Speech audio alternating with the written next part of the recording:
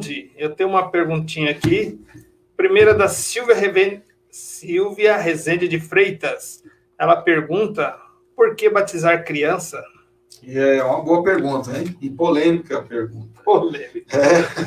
Por que nós, presbiterianos, batizamos crianças? Será que isso tem alguma coisa relacionada ao catolicismo romano? É o que naturalmente as pessoas entendem, né? Primeiro é importante dizer que a igreja cristã já batizava crianças muito antes da igreja católica romana existir. Essa é uma prática da igreja cristã. A igreja católica romana veio a existir mais de 300 anos depois da era cristã. E, então, antes disso, já era praticado pelos pais da igreja, a igreja primitiva praticava isso. Agora, a dúvida e a questão é porque no Novo Testamento não há um texto claro sobre esse assunto. Mas quando a gente trata qualquer assunto polêmico, qualquer doutrina teológica, nós temos que olhar para toda a Escritura, não apenas para o Antigo Testamento ou para o Novo Testamento. Então, entre o Antigo Testamento e o Novo Testamento, há questões, há aspectos que continuam sendo praticado pelo povo de Deus e há outros que não. E um deles que continua é o que nós falamos aqui na primeira parte do nosso podcast, que é a aliança. E nós entendemos que Deus fez uma aliança lá no Jardim do Éden, como já foi aqui colocado pelo João Carlos, em que o Senhor estabeleceu os meios de relacionamento desta aliança. E é uma aliança unilateral, ou seja, apenas Deus estabelecendo a maneira como essa aliança deveria ser cumprida. Depois, com a queda, houve a continuação desta aliança por meio de Cristo Jesus. E aí nós vemos no Antigo Testamento que essa aliança tinha, depois da queda, Deus estabeleceu um sinal para essa aliança, ou seja, era uma maneira que os pais, né, os que pertenciam ao povo da aliança no Antigo Testamento, deveriam fazer. Começando lá por Abraão, nós vemos que era a circuncisão. Ao 8º dia, então, a criança era circuncidada. E isso era, a circuncisão era um sinal, vamos dizer assim, do Oriente Médio, daquela região ali, tida como um sinal de purificação.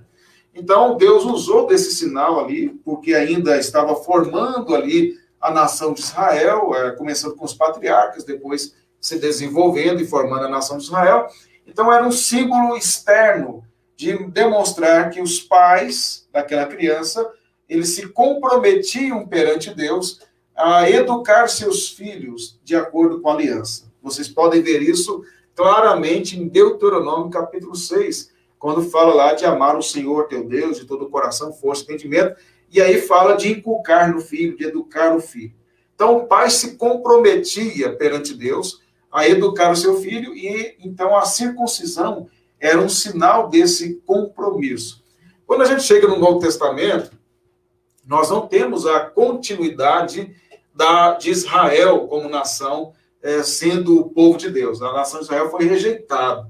Vocês podem pegar Malaquias, pegar Abacuque, a sentença contra Israel, onde mostra que Deus rejeitou a nação por causa da sua incredulidade, por causa da sua dureza de coração. E aí no Novo Testamento fala de um novo Israel, que é a igreja. E quando no Antigo Testamento se falou da nação de Israel sendo rejeitada, fala de um toco, de uma santa semente que permaneceria fiel, ou seja, como lá quando Elias falou para o Senhor que ninguém mais em Israel adorava somente ele, Deus falou, eu preservei 7.000 que não se dobraram. Então essa semente, esse toco aí, ele foi preservado para o Novo Testamento. E a igreja começou com os judeus, começou lá em Jerusalém, com os discípulos que eram judeus, judeus sendo convertidos, lá em Atos capítulo 2, esse toco aí, então, foi enxertado depois os gentios. Aí você vai ver lá que em Atos vai mostrar que samaritanos, que eram de Israel, mas eram rejeitados, foram convertidos, depois os próprios gentios foram sendo alcançados e fazendo parte desse povo. Então, agora no Novo Testamento, não é mais, Deus não trabalha mais com uma etnia, com uma nação. Deus trabalha com um povo que é de todos os povos, que é a igreja, que é a nação santa, povo de propriedade exclusiva de Deus. Agora é global, não é mais regional. Então, Deus mudou o sinal da aliança. Deus colocou a água como sinal da aliança. A água que, globalmente, vamos dizer, universalmente, é reconhecida como um símbolo de purificação. E aí, agora, Deus, eles apresentam os seus filhos para serem batizados na infância, porque pelo mesmo princípio, para a glória de Deus, para servirem a Deus. É natural que venha uma pergunta, né? O assunto é polêmico, eu estou tentando resumir. Mas vem a pergunta seguinte: então, pastor, se o filho é batizado, então ele é crente? Não. Em nenhuma idade o batismo garante salvação. O batismo não foi dado para garantir salvação. Ele não é regenerador. O adulto, mesmo os que negam o batismo infantil, o adulto, ao ser batizado, não quer dizer que ele é crente porque foi batizado. Pressupõe que aquele que é batizado, ele é crente. Então, por isso que ele foi batizado. Ele professou a fé. Agora, a criança que é batizada por conta que o pai e a mãe apresentam diante de Deus para educar, pressupõe que seja crente, sim. E Deus pode regenerar até no ventre, como fez com João Batista. E na idade, e conforme ele vai crescendo, ele vai desenvolvendo a sua fé. Nós temos na nossa igreja, por exemplo, senhoras, né, irmãs, que foram batizadas na infância e que hoje têm 70 anos. Não houve um momento que elas vão dizer, eu lembro quando eu converti, desviaram-se da fé. Não, elas foram batizadas na infância, educadas na aliança, e elas continuam firmes na fé, elas criaram suas famílias na fé. O João aí é genro de uma destas irmãs, e então demonstra o quanto Deus tem preservado. Agora, nem todas as crianças que são batizadas são, de fato, crentes, como também nem todos os adultos que são batizados são, de fato, crentes.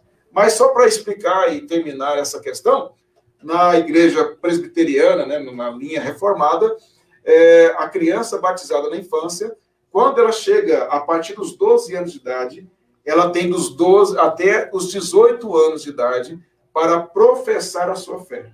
Chegou aos 18 anos, ela não professou a sua fé, ela é excluída do rol de membros da igreja, porque demonstrou incredulidade.